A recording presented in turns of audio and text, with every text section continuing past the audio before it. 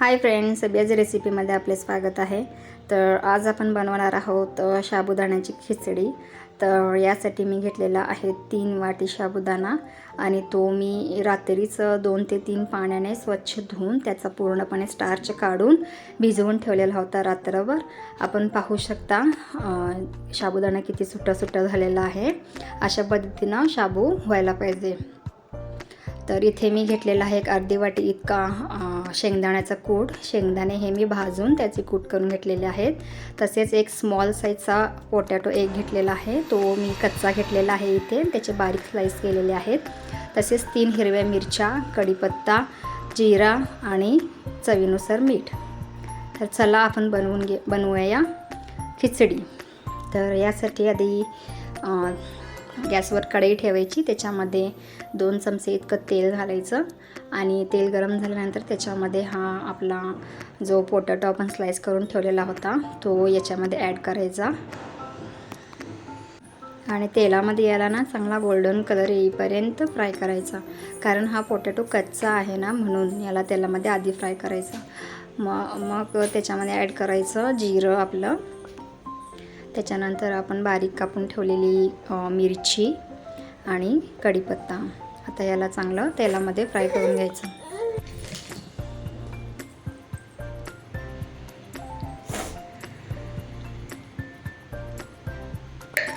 आता याच्यामध्ये ॲड करायचं आपला बारीक केलेला शेंगदाण्याचा कूट।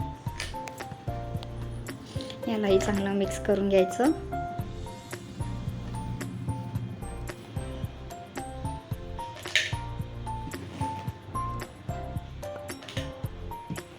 चॅनल लाईक करा, सबस्क्राईब करा, शेअर करा।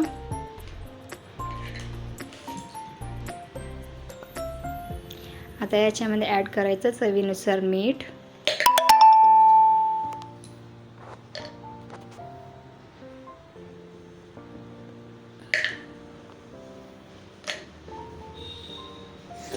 तर आता याच्यामध्ये सगळ्यात लास्टला ॲड करायचं आपला भिजलेला साबुदाणा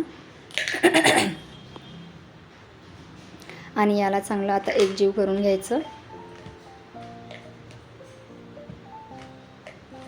याला असं सारखं हलवत राहायचं चमच्याने, म्हणजे शाबू आपला चिकटणार नाही एकमेकांना आणि खाली कढईला देखील चिकटणार नाही, याची काळजी घ्यायची।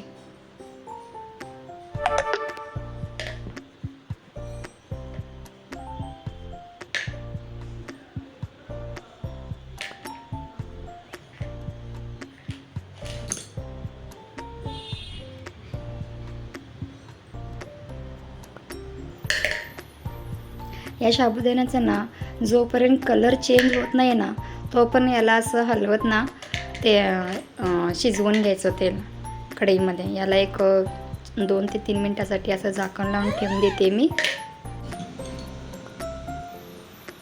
2-3 मिनिटानंतर आपण पाहूया। याला असं झाकण काढून देखील मध्ये असं हलवत राहायचं, नाहीतर याचे गुठळ्या व्हायला सुरुवात होतात। आपला शाबू हा पूर्णपणे सुट्टा असला पाहिजे। खिचडी ही एकमेकांना शाबू चिकटले की चांगली लागत नाही। तर साबुदाणे अगर सुटे असले तर खिचडी ही खायला देखील चांगली लागते। म्हणून याला सारखं हलवायचं, म्हणजे ते शाबू एकमेकांना चिकटणार नाहीत।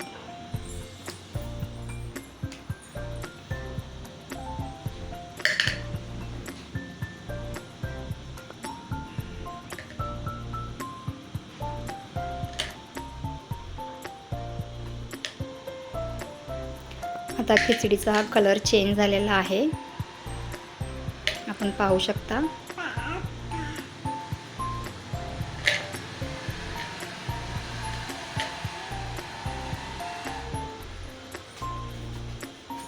आता गॅसचा फ्लेम बंद करून टाकायचा आणि याच्यामध्ये मी ॲड करते थोडंसं एक अर्धा चमचा इतका तूप हे ऑप्शनल आहे, तुम्हाला हवे असल्यास त्याच्यामध्ये ॲड करा, नाही घातलं तरी चालेल।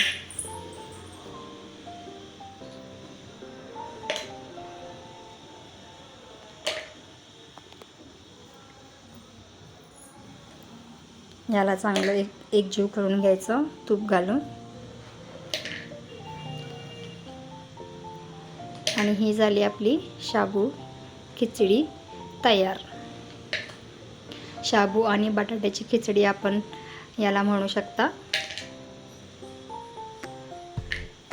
तर व्हिडिओ पाहण्यासाठी थँक्यू. असेच नवनवीन व्हिडिओ पाहण्यासाठी चॅनलला सबस्क्राईब करा आणि त्याचं बेल आयकॉनच्या बटनला देखील क्लिक करा, म्हणजे नोटिफिकेशन आपल्याला भेटून जाईल.